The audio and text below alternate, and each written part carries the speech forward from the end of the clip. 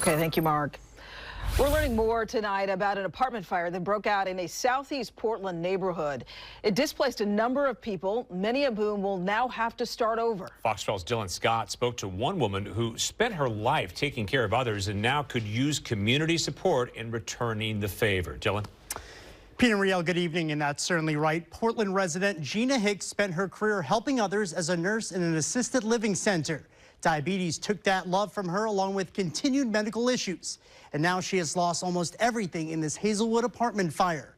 Her daughter Jessica is hoping others will rally to her aid as she once did for them. I'm trying to stay positive, trying to get through it. It's been tough. It's been really tough. Gina Hicks is dealing with the weight of life head on. Last month, she lost part of her leg due to complications from diabetes. And just last Tuesday, an early morning fire 2 apartments above her at the Y East Plaza on Southeast Ash Street nearly took her life and everything else. I was in a direct line from that apartment straight down, and all the water came down.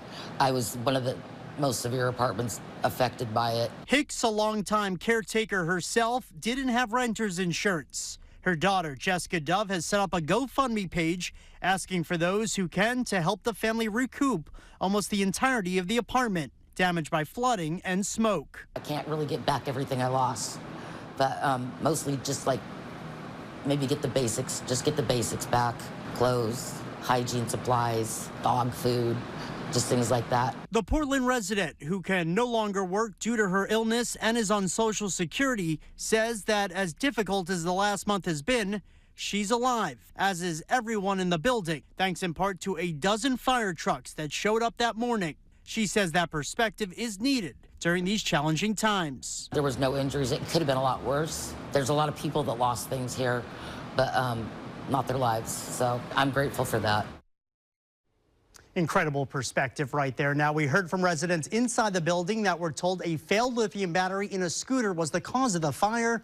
We've reached out to Portland Fire and Rescue to confirm these details and are waiting to hear back. In studio, Dylan Scott, Fox 12 Oregon.